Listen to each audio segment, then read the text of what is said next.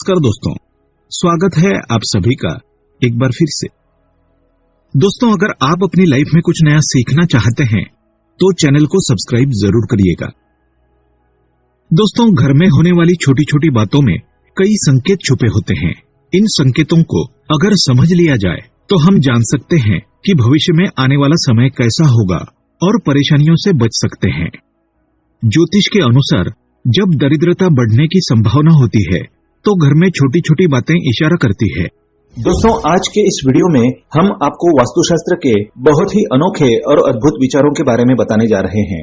दोस्तों, घर के बड़े बुजुर्ग हमेशा कुछ न कुछ सिखाते रहे हैं जिससे जीवन में कोई समस्या ना हो।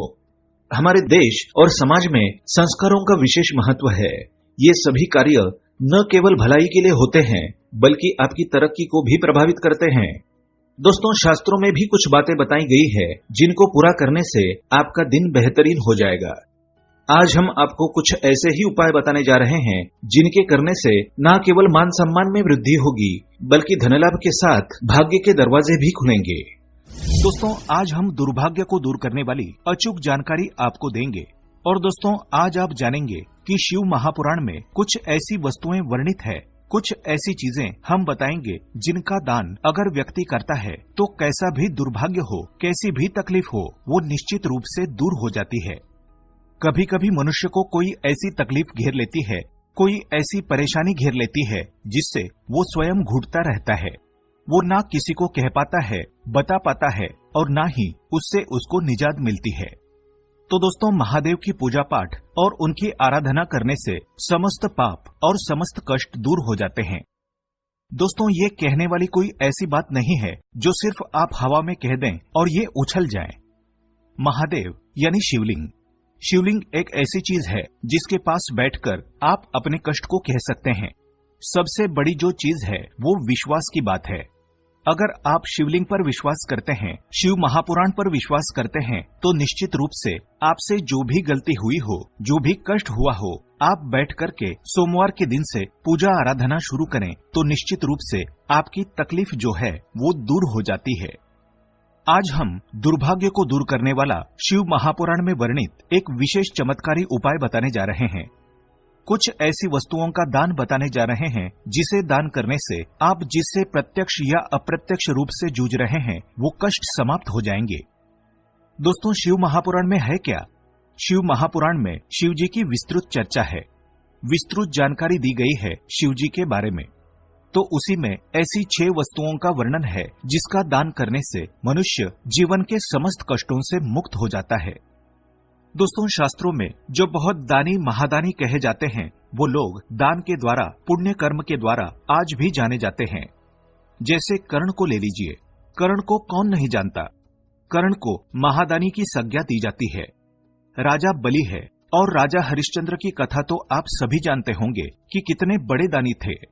स्वप्न में देखने के बाद वे अपने पूरे राज्य का त्याग कर देते हैं। दोस्तों, महर्षि दधीची को भी दानी महादानी की श्रेणी में रखा जाता है। महर्षि दधीची ने तो एक कबूतर की रक्षा के लिए अपनी हड्डियों का ही दान कर दिया था, त्याग कर दिया था। तो ऐसे भी दानी हमारे समाज में होते हैं। पर दान का ये अर्थ बिल्कुल भी नहीं है कि आप अपने श्रद्धा और अपने शक्ति से ऊपर दान करें। दोस्तों, कोई भी दान अपने सामर्थ्य के अनुसार करना चाहिए। एक चीज और बता दें कि अगर आप कोई भी दान करते हैं तो शास्त्र के अनुसार वो दान आपको कई अधिक गुना होकर के वापस प्राप्त होता है। तो कभी भी कोई ऐसी चीज ना सोचें कि आप दान कर देंगे तो आपका भंडार कोष खाली हो जाएगा। शिवपुराण में तो ये भी कहा गया है कि अगर आप शिवजी पे कोई वस्तु अर्पित करते हैं या फिर शिवजी के निमित्त आप कोई दान करते हैं तो निश्चित रूप से वो 100 गुना होकर के आपको प्राप्त हो जाता है। देखिए, हमारा जीवन क्या है, ये शास्त्रों के अनुरूप होकर ही चलता है। तो जब शास्त्र में लिखा है कि वो चीजें हमें 100 गुना अधिक होकर के प्राप्त हो जाएंगी तो दान अवश्य करना चाहिए। अब क्या क्या दान करना चाहिए, इससे कौन सी परेशानी दूर होती है, आइए आगे देख लेते हैं। लेकिन दोस्तों, उससे पहले आपसे रिक्वेस्ट करते हैं कि वीडियो को लाइक जरूर करिएगा, दोस्तों को शेयर कर दीजिएगा और अगर आपने अभी तक चैनल को सब्सक्राइब नहीं किया है तो चैनल को सब्सक्राइब करके बेल आइकन जरूर दबाइएगा। अब देखते हैं हमें कौन सा दान करना चाहिए जो बहुत किफायती है हर कोई दान कर सकता है और दूसरी चीज कि ये प्रत्यक्ष अप्रत्यक्ष हर संकट को दूर कर सकता है। पहली चीज है नमक। नमक का दान करने से व्यक्ति अगर किसी प्रत्यक्ष अप्रत्यक्ष कष्ट से जूझ रहा हो, अप्रत्यक्ष का अर्थ होता है कि कोई ऐसी तकलीफ होती है जिससे हम स्वयं घुटते हैं, किसी को बता नहीं सकते, तो ऐसे ही आप सोमवार के दिन नमक का दान करेंगे तो फिर ये दुर्भाग्य, आपकी जो गरीबी है या परेशानी है वो दूर हो जाती है। यानी नमक का दान आपके समस्त दुर्भाग्य को दूर करने में सहायक होता है। नमक का दान करते समय आपको एक बात का ध्यान रखना है, आप अपने हाथों से नमक का सीधे किसी के हाथ में दान ना करें। इस बात का ध्यान रखें। नमक का पैकेट आप नीचे रखें। एक प्रकार का नमक होता है जो गोल गोल होता है, जिसे साबुत नमक कहते हैं। वो अगर आपको मिल जाए, उसे आप दान करते हैं तो वो सर्वश्रेष्ठ माना जाता है। पर पैकेट में जो नमक मिलता है, जिसे आप भोजन बनाने के लिए इस्तेमाल करते हैं, वो नमक भी आप दान कर सकते हैं। इससे भी आपका दुर्भाग्य दूर होता है। अगली चीज है गुड़। गुड़ का दान अगर आप करते हैं तो इससे आपके रिश्ते अच्छे होते हैं। अब ये रिश्ता आपका किसी से भी हो सकता है। पति पत्नी के बीच अगर संबंध मधुर नहीं है, आए दिन क्लेश होता है, झगड़े लड़ाई और स्थिति तलाक तक पहुंच गई है, तो आप महादेव की शरण में जाएं। महादेव देवाधिदेव है, वो आपके समस्त संकट को दूर करते हैं। उदाहरण के लिए अगर बता दें कि अगर कोई व्यक्ति बहुत अधिक लंबे समय से बीमार है, तो आप ज्योतिष के पास जाएंगे, जहां भी जाएंगे तो वो आपको यही कहेंगे कि भगवान शिव की शरण में जाओ, महामृत्युंजय का जाप कराओ, महामृत्युंजय अनुष्ठान कराओ, रुद्राभिषेक कराओ। क्यों नहीं आपको वे और कोई देवता या फिर कोई और उपाय बता देते हैं कि आप उनकी शरण में जाएं, आप वो उपाय करें। दोस्तों, वो सिर्फ और सिर्फ भगवान शिव की शरण में जाने को ही आपको कहेंगे। तो आप ये समझ लीजिए कि अगर आपका रिश्ता तलाक तक गया है, आपको लग रहा है कि अब बनने वाली नहीं है, तो हम आपसे कहेंगे कि आप महादेव की शरण में जाएं। महादेव को सोमवार के दिन गुड़ जरूर अर्पित करें, गुड़ का दान जरूर करें। दोस्तों, गुड़ का दान करने से कोई भी रिश्ता हो, माँ बाप के रिश्ते हो या फिर आपका बच्चा आपका कहना नहीं मानता, बस एक बात याद रखिए कि किसी भी रिश्ते में अगर मिठास भरनी हो तो सोमवार के दिन गुड़ का दान करें। दोस्तों, गुड़ और रोटी गाय को खिलाने से भी आपके रिश्ते मधुर होते हैं, लक्ष्मी की प्राप्ति होती है, तो ये काम भी आप कर सकते हैं। अगली चीज जो शिव महापुराण में वर्णित है वो है तिल। तिल का दान करने से व्यक्ति का अगर आत्मविश्वास डगमगा रहा है, यानी कभी कभी आप देखते होंगे कि व्यक्ति बहुत ज्ञानी होने के बाद भी उसका आत्मविश्वास उसका साथ नहीं देता है। कभी कभी बच्चे पढ़ाई में अच्छे होते हैं, परंतु जब वो इंटरव्यू में पहुंचते हैं तो उनका कॉन्फिडेंस उनका साथ नहीं देता है। जानकारी के बाद भी वो वहां से लौट आते हैं, हार जाते हैं। तो इस स्थिति में सोमवार के दिन आप तिल का दान करें। तिल का दान आप काले या सफेद का करें। अगर काले तिल का दान आप करना चाहते हैं तो शनिवार के दिन आप कर दें, ये दिन भी काफी शुभ माना जाता है। अब अगली चीज है घी। घी का दान करने से बीमारियां दूर होती है। इससे बीमारियों से आपके शरीर की रक्षा होती है। अगर कोई बच्चा है जो सर्दी जुकाम और बहुत तरह की परेशानियों से जूझता है, तो उसके हाथों से घी का स्पर्श करा करके आप दान कर सकते हैं। घी में अगर गाय का घी दान करें तो ये काफी अच्छा माना जाता है, शुद्ध और पवित्र माना जाता है। तो दोस्तों, इस प्रकार से आपको ये दान अवश्य करने हैं। महादेव पे घी चढ़ाने से आपकी बीमारियां और परेशानियां दूर होती है, लक्ष्मी की प्राप्ति होती है। जैसा कि हम सभी को पता है कि महादेव का पंचामृत से अभिषेक किया जाता है। उनको जो 5 चीजें चढ़ाई जाती है उसमें घी का भी स्थान आता है। तो आप महादेव पर घी चढ़ाएं, इससे महादेव आपकी समस्त मनोकामना पूर्ण करेंगे। तो दोस्तों, इस तरह की जो चीजें हैं वो हमें प्रति सोमवार दान करनी है। अगर उपर्युक्त कष्टों से आप जूझ रहे हैं तो सोमवार के सोमवार आप इन चीजों का दान कर सकते हैं।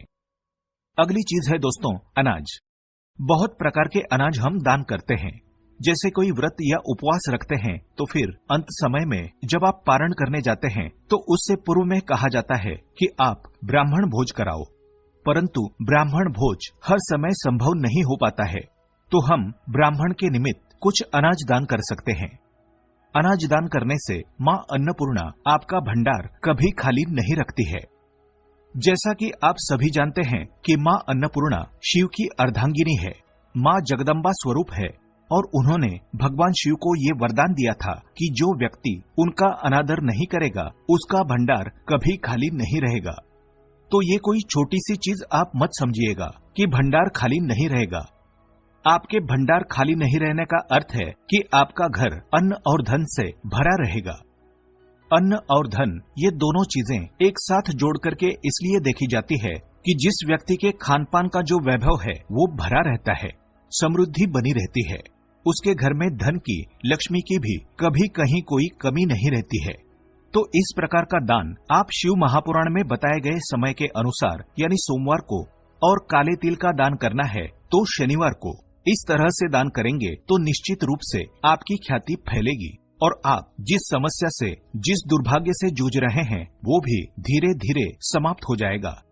धीरे धीरे इसलिए कि कोई उपाय जादू बिल्कुल नहीं होता। भगवान के पास जब आप उनकी शरण में जाते हैं, उनके निमित्त, अपने कष्टों को दूर करने के निमित्त जब आप किसी चीज का दान करते हैं तो निश्चित रूप से भगवान आपकी थोड़ी देर तक परीक्षा लेते हैं। आपको लगेगा कि आपके संकट और बड़े हो रहे हैं, परंतु वो संकट बड़े नहीं होते हैं। धीरे धीरे महादेव जी उसको काटते हैं। आपको सब्र की आवश्यकता है। आप जब किसी परेशानी से जूझ रहे हैं तो सब्र रखिए और धीरे धीरे ये उपाय करते रहे। महादेव की कृपा से सब कुछ अच्छा हो जाएगा। आपका जीवन खुशियों से भर जाएगा। अगली चीज है कपड़ा। दोस्तों, वस्त्र दान करना भी बहुत उत्तम माना जाता है। जैसे कि सर्दियां चल रही है तो कंबल दान करना ऐसे में काफी उत्तम माना जाता है। जैसे कि मकर संक्रांति पर बहुत सारे लोग वस्त्रदान करते हैं। वस्त्रदान करने से व्यक्ति की उम्र बढ़ती है, व्यक्ति दीर्घायु होता है। तो ऐसे में अगर कोई बीमार है, परेशान है, उसकी बीमारी लंबे समय से ठीक नहीं हो रही है तो उसके हाथों से कुछ वस्त्र स्पर्श कराकर आप दान कर दें, या फिर वो व्यक्ति जाने लायक है तो खुद जाकर जरूरतमंदों को दान करा दें। ये उपाय हम नहीं कह रहे हैं, ये उपाय शास्त्रों में वर्णित है, शिव महापुराण में वर्णित है। तो ये उपाय निश्चित रूप से आपकी संपूर्ण समस्याओं को समाप्त करेगा। कैसा भी दुर्भाग्य चल रहा हो, धीरे धीरे वो दुर्भाग्य महादेव की कृपा से कटने लगेगा। आज के लिए बस इतना ही। दोस्तों, अगर आपको ये वीडियो पसंद आया है तो वीडियो को लाइक करिएगा, दोस्तों को शेयर जरूर करिएगा और चैनल को सब्सक्राइब करके बेल आइकन जरूर दबाइएगा ताकि आने वाला नॉलेजेबल वीडियो आपको सबसे पहले मिले। दोस्तों, मिलते हैं अगले वीडियो में। तब तक के लिए good bye and thanks for watching my video.